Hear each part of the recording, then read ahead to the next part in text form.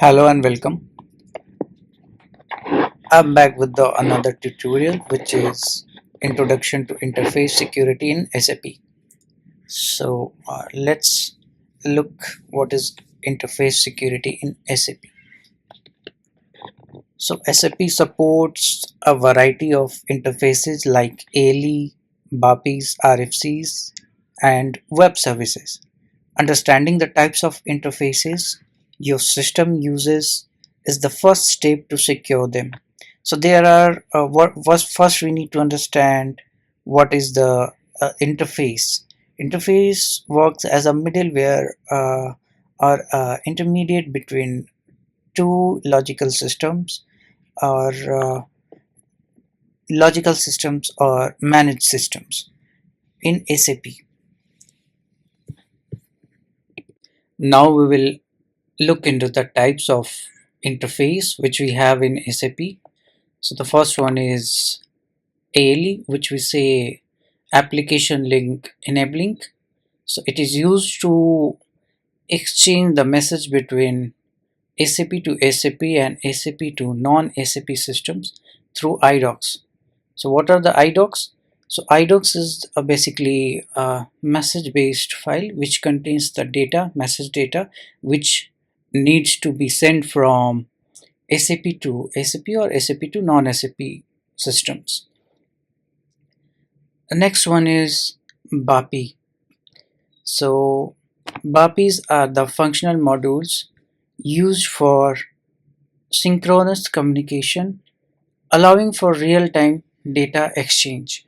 So BAPIs are used for synchronous communication, which means the source system sends the data to target system, and target system does not need to be available at the time once request is being sent. So this is all about BAPI, Business Application Programming Interface. Now we will look into the RFCs. Now we will look into RFCs. So RFCs are function calls that allows programs to communicate with other SAP systems. So RFCs are called as a remote function calls is the standard SAP interface for communication between SAP systems. RFC calls a function to be executed in a remote system, which means when we connect two systems, we need to establish RFC connections between source and target systems so that the data can be executed or called from target systems. We can set up RFC using transaction code SM59 in our source systems, and after that we can execute the remote function in the target system. Now let's look into web services.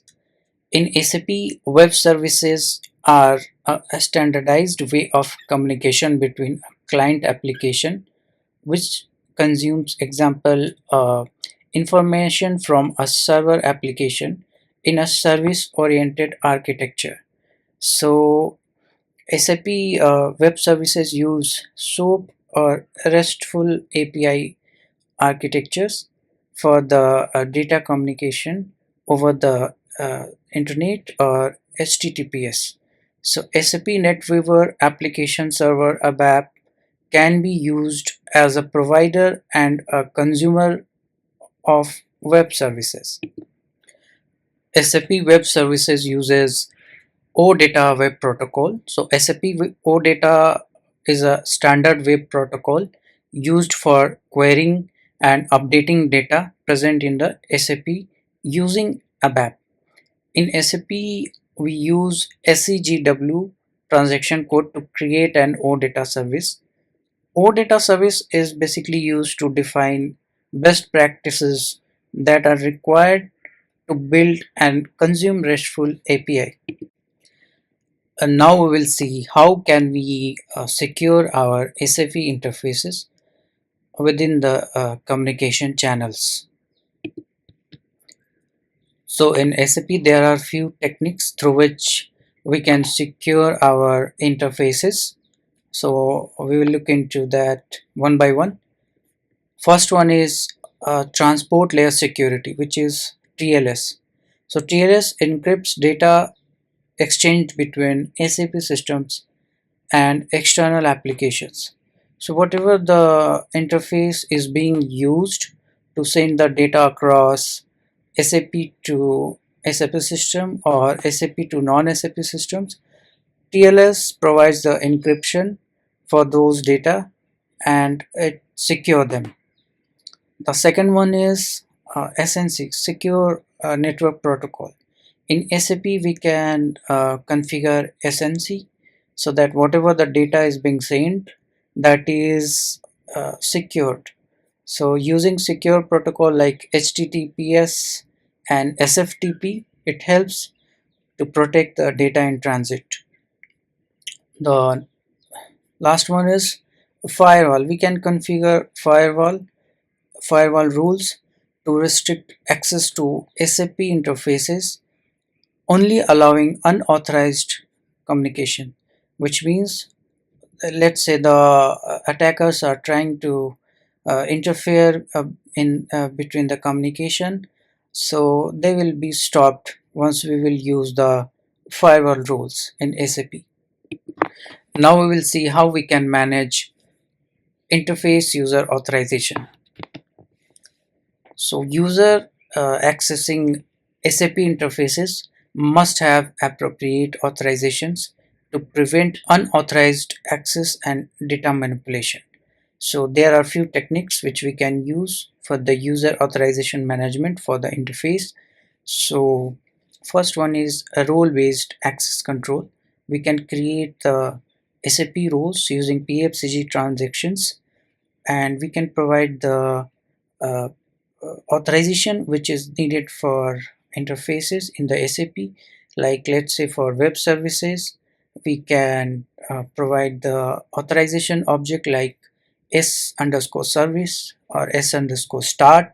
So s underscore service is the older version of OData, which we say OData v2, and the latest version is OData v4, which is s underscore start. we can also we can also manage the password.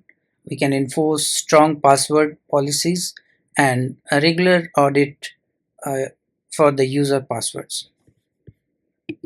So we already talked about uh, interface encryption. Now we will see how we can configure SAP interface encryption. So these are the few key techniques which is used for the encryption. The first one is a data at rest. So it encrypt data stored in SAP systems to protect it from unauthorized access. Data in transit. It uses TLS or another encryption protocol to secure data during transmission. A field level encryption. It encrypts specific data fields to protect sensitive information within the data stream. The last one is key management, which is to implement a robust key management system to generate, store, and manage encryption keys securely.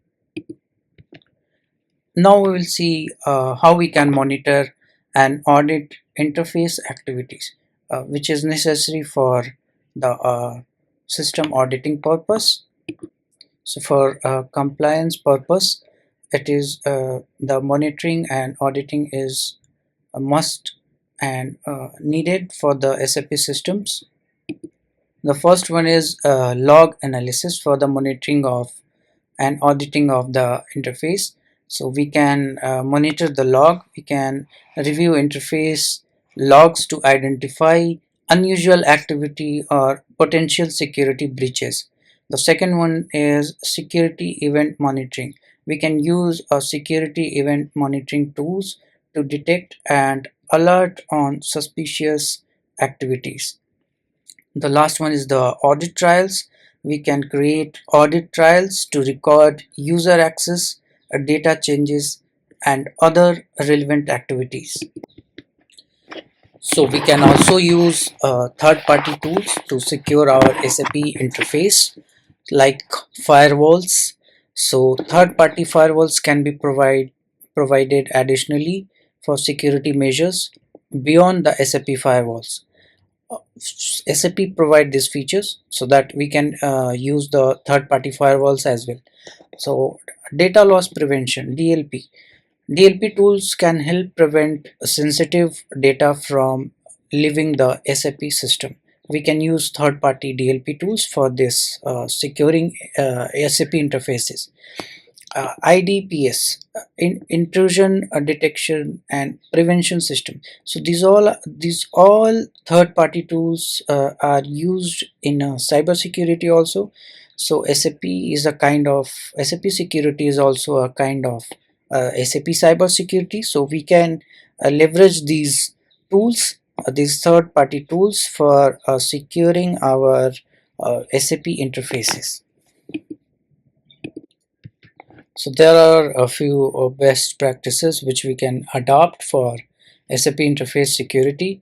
So adhering to the best practices for SAP interface security helps minimize risks and ensure data protection.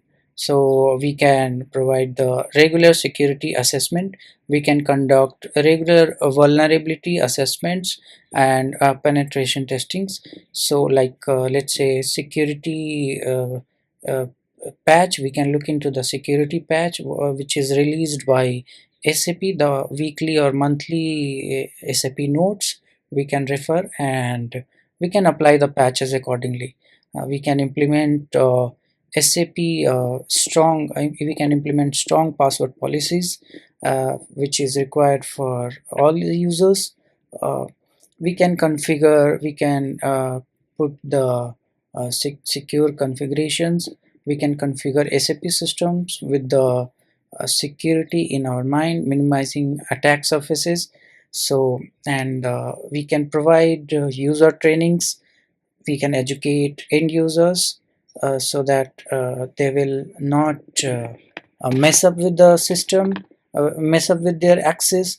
What kind of access they need, they should know, they should be aware of that. Last but not least, we can implement some better incident response plan. We can develop a comprehensive incident response plan to address security breaches. Now we'll see how we can troubleshoot common interface security issues. So first one is mostly the user face, which is authorization errors. So we can use the authorization tracing in the SAP, or SE53 screenshots, or we can use transactions like ST01, ST trace to identify what kind of authorization objects are getting fetched in the error message. Then we can evaluate the authentication issues, and we can check whether the user password is expired, or whatever the issues are related to authentication, we can troubleshoot them. We can also review the data logs to ensure the data consistency. So these are the few measures which we can take into account for troubleshooting the common interface security issues. Now we have come to the conclusion, and there are few key takeaways which we need to keep in mind. So implementing a robust interface security measures is vital for protecting your SAP system and ensuring the integrity of your data. So we can follow the proactive approach, like a regular monitor and audit activities, and we can conduct security assessment or a risk analysis on the regular basis. Layered security, like we can use the combination of security measures to protect our SAP interfaces. uh, we can provide a user awareness. We can educate end users on security best practices, and we can promote responsible behavior, continuous improvement, is the key to stay up to date with the industry best practices and evolve your security strategy. I hope you enjoyed this video. Thank you very much.